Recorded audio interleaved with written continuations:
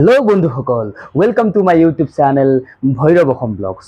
সিদিনাখন মই আপোনালোকৰ মাজলৈ লৈ আহিছিলোঁ শুৱালকুছিৰ বিষয়ে, Sualkuchi A to Z part 1, আৰু আজি মই আপোনালোকৰ মাজলৈ লৈ আহিছোঁ শুৱালকুছিৰ বিষয়ে, শুৱালকুছিৰ অন্য এটা video' Sualkuchi A to Z part 2। গতিকে বন্ধুসকল, দেৰি নকৰি বলক এতিয়া ভিডিঅ'টো আৰম্ভ কৰোঁ। হেল্ল' বন্ধুসকল, নমস্কাৰ। আচলতে মই আপোনালোকক আজি এটা কথা ক'ব বিচাৰিছোঁ। মই এতিয়া বৰ্তমান উপস্থিত আছোঁ শুৱালকুছিৰ চিল্কৰ পাট মুগাৰ এটা ইণ্ডাষ্ট্ৰীত। কেনেকৈনো পাট মুগা আচলতে বনোৱা হয়, কেনেকৈনো পাট মুগা আচলতে তৈয়াৰ কৰা হয়, পাট মুগাৰ এযোৰ কাপোৰ কেনেকৈনো তৈয়াৰ কৰা হয়, সেইটো আপোনালোকক মই আজি দেখুৱাম। কিন্তু তাৰ আগতে মই এটা কথা ক'ব বিচাৰিছোঁ, এই শুৱালকুছিত আচলতে পাট মুগা কেনেকৈনো আৰম্ভ হ'ল। আচলতে 11শ শতিকাত পাল ৰাজবংশৰ ৰজা ধৰ্মপালে ইয়াত কি কৰিছিল, বৰপেটাৰ তাঁতিকুছিৰ পৰা 26টা পৰিয়াল শুৱালকুছিলৈ আনিছিল। আৰু তেতিয়াৰ পৰাই ইয়াত মানে বয়ন শিল্প আৰম্ভ হয়, যদিও পিছলৈকে 17শ শতিকা মানত মোগলক পৰাস্ত কৰি খানসকলে ইয়াত বসতি স্থাপন কৰে, শুৱালকুছিত বসতি স্থাপন কৰে। তেতিয়াৰ পৰাই এইটো মানে বহুত ভালকৈ ইয়াত বয়ন শিল্পৰ আৰম্ভ হয়। আৰু এতিয়া তাৰপিছত 1930 চন মানত এইটো আগতে তাঁতিগোষ্ঠীৰ মাজতে সীমাবদ্ধ আছিল, যদিও 1930 চন মানত এইটো অসমৰ বিভিন্ন জনগোষ্ঠীলৈকে এইটো প্ৰসাৰিত হয়। আৰু তেতিয়াৰ পৰাই ইয়াত শুৱালকুছিত পাট মুগাৰ কাপোৰৰ বাবে বিখ্যাত। আমি সৰুতেও পঢ়ি আহিছোঁ স্কুলত যে শুৱালকুছি কিহৰ কাৰণে বিখ্যাত। শুৱালকুছি আচলতে পাট মুগাৰ এৰী কাপোৰৰ কাৰণে বিখ্যাত। তো আমি এতিয়া কেনেকৈনো পাট মুগাৰ এযোৰ কাপোৰ তৈয়াৰ কৰা হয়, এটা ইণ্ডাষ্ট্ৰী লৈ আহিছোঁ মোৰ এজন বন্ধুৰ। আমি এতিয়া এটা বস্তু দেখুৱাবলৈ বিচাৰিছোঁ যে আচলতে পাট মুগাৰ এযোৰ কাপোৰ কেনেকৈ তৈয়াৰ কৰা হয় আৰু কেনেকৈ কাপোৰযোৰত ফুল তোলা হয়, এই আটাইখিনি আমি আজি ইয়াৰ স্বত্বাধিকাৰী আমি নয়নজ্যোতি কলিতাক আমি সুধিম, আৰু তেখেতে ক'ব যে আচলতে কেনেকৈনো ইয়াত পাট মুগাৰ এযোৰ কাপোৰত কেনেকৈনো তাত এইবিলাক মোটিভ আৰু কেনেকৈনো ডিজাইনবিলাক তোলা হয়, কেনেকৈ ফুল তোলা হয়, আৰু কেনেকৈনো ইয়াত মানে কাপোৰ এযোৰ মানে তৈয়াৰ কৰি তোলা হয়। আচলতে আমাৰ বেলেগ নহয়, এইটো আমাৰ মেচিন। এইখন কাইদৰে যাব মেচিনটোত, আৰু মেচিনটোত গ'লে এইবিলাক উঠি যাব, যিমানটা ফুটা আছে কাইটখনৰ এইবিলাক ফুটাতে উঠি যাব। মাছৰুমটো হ'লে এই ৰকমত উঠি যাব, বস্তুটো এনেকুৱাকৈ উঠি যাব। এই বস্তুটোৰ কাৰণে এনেকুৱাকৈ উঠি গৈছে, এইটোৰ কাৰণে হয়। এইটো কাইট কওঁ আমি। ডিজাইন বিলাক ইয়াতে থাকে, যিমান ডিজাইন থাকক ইয়াৰ পৰাহে যাব। এইটো আমি দোকানৰ পৰা আনি বনাব দিওঁ মেচিনত, সেই কৰি লওঁ, গাপ এখন বনাই এই হিচাপত ফুটাবিলাক বনাই দিয়াৰ পাছত চিলাই কৰি যেনেকুৱা ফুল লাগে তেনেকুৱাকে পাব। ইয়াত কোনো ধৰণৰ হেৰি নাই, যেনে ধৰণৰ লাগে আপোনাক সেনে ধৰণৰ পাব। এইযোৰ যোৰা হয়, এইটো টচ মাৰা যোৰা, টচ মাৰা যোৰা এইটো।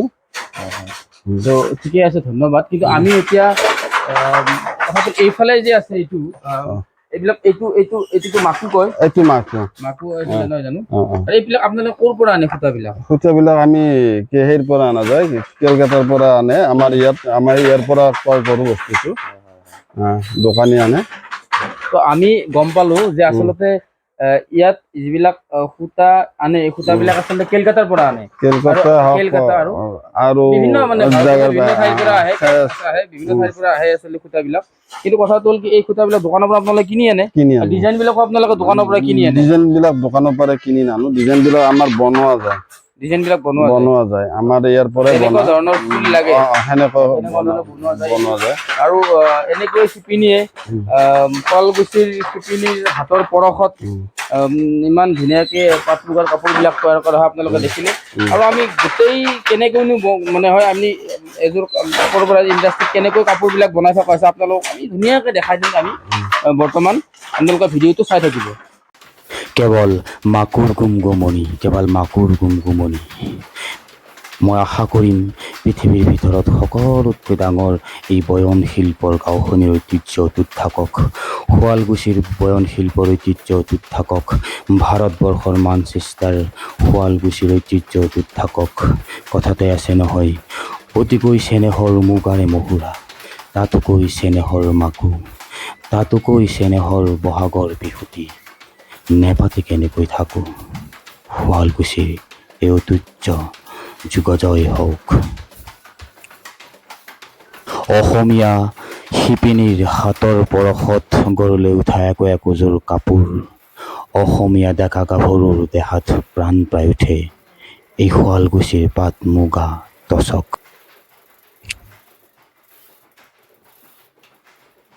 এয়া যঁতৰত সূতা লোৱাৰ দৃশ্য।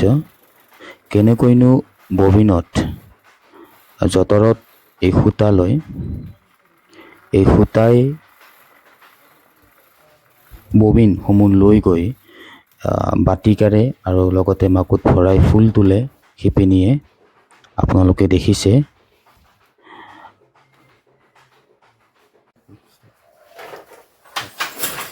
এইটো মাকু হয়, এইটো মাকুৰ ভিতৰত মুহুৰা বয় যে, মুহুৰা নেক্সট আৰু এইটো ডাঙৰকৈ কয়, এইটো পিকাৰ হয়, এইটো পিকাৰ, এইটো চামাৰা, এইটো কি বুলি কয়? চামাৰা এইটো কি কয়? এই হৈ দিছে এইটো ব বুলি কয়, জাকি ব বুলি কয়, জাকি ব। এইটো মুঠি হয়, হাতেৰে ধৰা এনেকুৱা। আৰু এইটো নাচনি হয়, এইবিলাক নাচনি। নাচনি এইটো নাচি থাকে আৰু ইয়াত। এইটো মেচিনটো মেচিন আছে ন? আৰু এইবিলাক মানে ডিজাইন আৰু ডিজাইন। আৰু এইকেইটা কি কয়? গৰকা, এইকেইটা গৰকা, এইটো গৰকা ন? এইকেইটা গৰকা, এইটো মেচিনৰ গৰকা হয়, আৰু এইকেইটা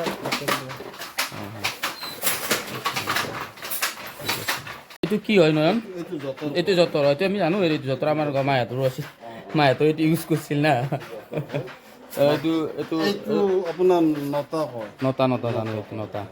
তাৰপিছত এইবিলাক মহুৰা নহয় জানো? এইবিলাক মুহুৰা, মহুৰা এইবিলাক এইবিলাক গুণাৰ মুহুৰাবিলাক। গুণৰ মহুৰা নে? এতিয়া তাৰমানে যিটো আমি পাকা গুণা হেৰি কৰোঁ, ইউজ কৰোঁ হয় দুটাত লগাবৰ কাৰণে, ইয়াত আমি মুহুৰাটো বটি নপাকৈ পেলাই। হয়।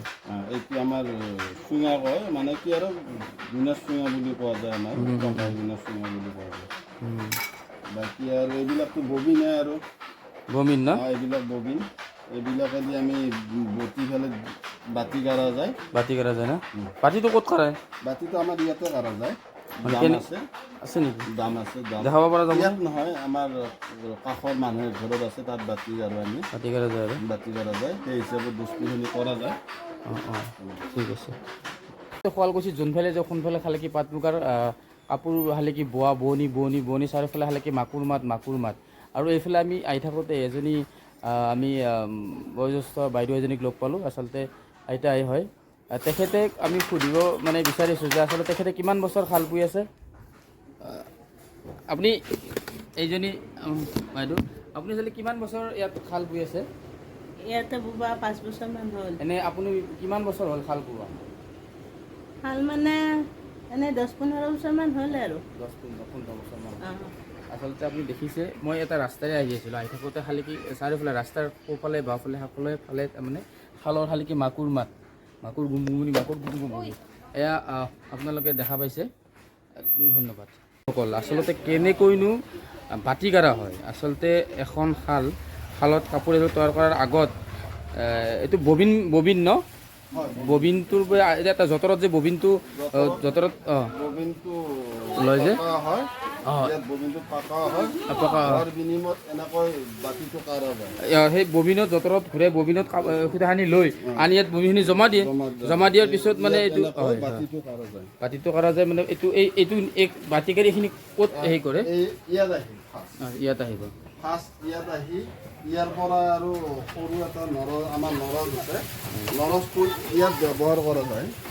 ইয়াত মই আৰু নৰজটো এই তাকে সৰু কৰি ল'ব লাগিব, তাত যিমান ডাঙৰ বহলকৈ আছে এনেকৈ নহ'ব, ইয়াত পাকে ফেলে নৰজটো পাকে আমি সেই নৰজটো ভৰ্তি কৰি কামখিনি শেষ কৰি পেলাই আৰু সেই লৈ যাই খেব কৰিব লাগিব, ফুলব কৰিহে কাপোৰ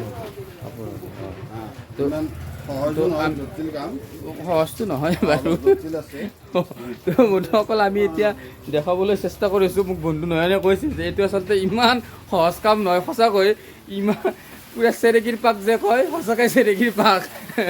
কিমান পাক এটা দুটা কাম নহয়, আচলতে বহুত কামখিনি কৰাৰ পিছতে এযোৰ মানে পাটৰ কাপোৰ এযোৰ তৈয়াৰ হয় বা মুগাৰ কাপোৰ এযোৰ তৈয়াৰ হয়। তো আপোনালোক দেখাইছোঁ বাতি কেনেকৈ কৰা হয়, মই আপোনালোক ওচৰৰ পৰা দেখুৱাইছোঁ বাতি কেনেকৈ। এইটো কি বুলি কয়, এইটো ড্ৰাম কয়।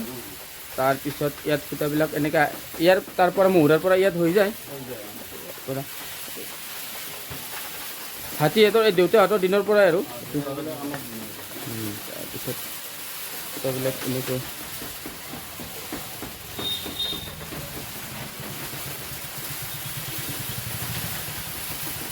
এনেকৈ বাতি কৰা হয়। বাতি কাঢ়ি এই সূতাখিনি তাত হেৰি কৰি তাৰ পৰা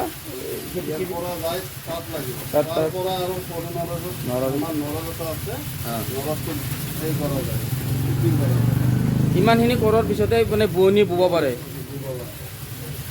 ঠিক আছে, দেখিলে বন্ধুসকল, আচলতে ইমান আচলতে মানুহ যিমান ভাবে যে ইমান সহজ কথা নহয়। আচলতে ইয়াৰ বাতি কৰা ছিষ্টেমটো অলপ বেলেগ, আৰু আমাৰ গাঁৱত শিপিনীসকলে যে কাপোৰ বয় তাতে বাতি কৰা ছিষ্টেমটো অলপ বেলেগ। গতিকে আপোনালোকক মই যিমানখিনি পাৰোঁ দেখুৱাবলৈ চেষ্টা কৰিছোঁ, আৰু আপোনালোকে হয়তো ইতিমধ্যে বুজাই ক'লেই, তো আপোনালোকে বুজি পাইছে নিশ্চয়। প্ৰিয় দৰ্শক, আচলতে এটা সময় আছিল যিটো সময়ত আচলতে মহাত্মা গান্ধীৰ নিচিনা জাতিৰ পিতাই এই শুৱালকুছিলৈ আহিছিল, আৰু শুৱালকুছিক ভাৰতবৰ্ষত মানচেষ্টাৰ বুলি জনা যায়। আৰু Sualkuchi one of the largest ৱেভিং ভিলেজ ইন দ্য ৱৰ্ল্ড। পৃথিৱীৰ সকলোতকৈ ডাঙৰ মানে বয়নশিল্পৰ গাঁও। কিন্তু কথাটো হ'ল কি, সেই যি ঐতিহ্য শুৱালকুছিৰ বন্ধুসকল, এটা কথা ক'বলৈ বিচাৰিছোঁ, কিন্তু সেই আগৰ পোৱা নিচিনা আচলতে শুৱালকুছিত আগতে যাৰ 100খন শাল আছিল তাৰ এতিয়া 50খন শাল, যাৰ 50খন আছিল তাৰ এতিয়া 25খন শাল। আচলতে শালৰ যিটো চাহিদা সেইটো আচলতে লাহে লাহে শুৱালকুছিত কমি গৈছে। কিয়নো কমিছে এই বিষয়ে আমি দাদাৰ পৰা অলপমান, আমাৰ দাদাৰ বয়োজ্যেষ্ঠ দাদা এজনৰ পৰা আমি জানিব বিচাৰিছোঁ। দাদা, কি কাৰণতনো শালৰ এই চাহিদাটো কমি গৈছে অলপমান আগৰ নিচিনা নাই? এই কাৰণ অৱশ্যে বহুত। এতিয়া প্ৰথম কথাটো হ'ল কি, এতিয়া আমাৰ যিটো তাঁতশালত ব্যৱহাৰ কৰা পাট, মুগা, টচক এইবিলাকত তাৰমানে অত্যাধিক মূল্য বৃদ্ধি পাইছে কেঁচা মালৰ। আৰু আমি কাপোৰবিলাক বৰ্তমানতো সমাজত মূল্য বৃদ্ধি হৈয়ে আছে বহুত, আৰু মেইনলি আমি এই কাপোৰটো আমি অসমতে বিক্ৰী কৰোঁ। বাকী কিছুমানে শাৰী বা তেনেকুৱা ধৰণৰ কাপোৰ বনাই বাহিৰলৈ পঠায়। বেনাৰসী শাৰী চাৰীবিলাকতো বাহিৰৰ শাৰী, সেইবিলাকতো আহি থাকে। আমাৰ এই শুনামতেতো আমাৰ শুৱালকুছিত উৎপাদিত পাট মুগা এৰ কাপোৰটো আনকি বাহিৰলৈকেও যায়, ভাৰতবৰ্ষৰ বিভিন্ন ঠাইলৈ নাযায় জানো? যায়। তাৰমানে তাত বাহিৰত যোৱাৰ কাৰণে বাহিৰৰ উপযোগী কৰি কাপোৰবিলাক বনাই ডাঙৰ ডাঙৰ ফেক্টৰীবিলাকে, মানুহবিলাকে। আমি এতিয়া সৰু সাধাৰণ মানুহ, এতিয়া মোৰ 4-6খন শাল আছিল। 6খন শাল থাকিলে তাৰমানে অত্যাধিক মূল্য বৃদ্ধি হ'ল হেৰিবিলাকৰ, সূতাবিলাকৰ, আৰু আমি শিপিনী ৰাখিব নোৱাৰা হ'লোঁ। আৰু যিখিনি আমাৰ শিপিনী আছে, এই শিপিনীখিনি ধনী মানুহৰ হাতত আছে, তেওঁলোকক বহুত টকা এডভান্স দিয়া হয়, 80-90 হাজাৰ টকা পৰ্যন্ত। গতিকে আমি এতিয়া শাল চলাব লগা হ'লে আমি তেওঁলোকক আনিব নোৱাৰোঁ। আগতে এডভান্সটো আছিল যদি খুব বেছি 2-5 হাজাৰ টকা এডভান্স আছিল, আমি ৰাখিব পাৰিছিলোঁ। আৰু ক্ষেত্ৰত তাৰমানে যেতিয়া প্ৰত্যেকজন মানুহে যেতিয়া ধুনীয়াকৈ চলিব পাৰে, সেই ব্যৱস্থাটো কৰিব বুলি মই কিন্তু আশা কৰি আছোঁ। গতিকে শুৱালকুছি আকৌ যাতে বিশ্বৰ দৰবাৰত যি এতিয়া বৰ্তমান নাম আছে, সেই নামটো অটুট থাকক, আমি সেইটোৱে বিচাৰোঁ।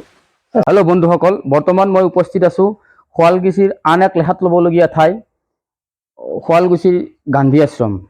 আপোনালোকে হয়তো জানে যে ভাৰতীয় স্বাধীনতা আন্দোলনত 1918 চনৰ পৰা খাদী আন্দোলনৰ আৰম্ভ হৈছিল, আৰু এই খাদী আন্দোলনৰ পিছতে অসমলৈ মহাত্মা গান্ধী 4বাৰ অসমলৈ আহিছিল। তাৰে এবাৰ আহিছিল 1921 চনত, দ্বিতীয়বাৰ আহিছিল 1926 চনত, তৃতীয়বাৰ আহিছিল 1934 চনত, আৰু চতুৰ্থবাৰ আহিছিল শেষৰবাৰ আহিছিল 1946 চনৰ 9 জানুৱাৰী তাৰিখে শুৱালকুছিলৈ।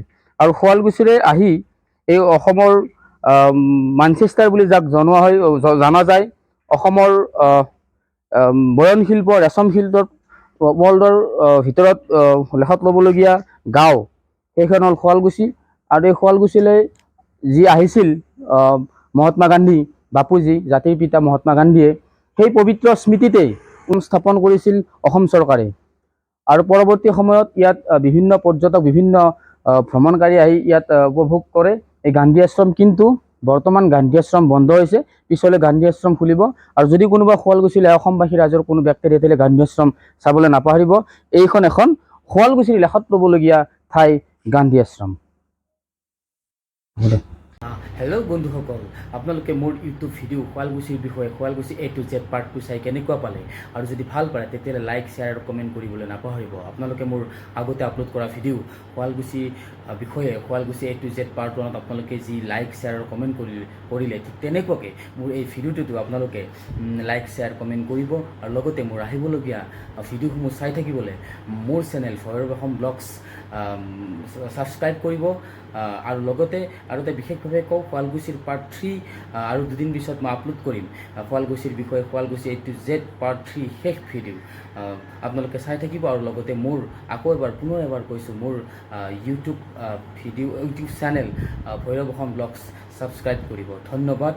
জয় হিন্দ, জয় ভাৰত, জয় অসম।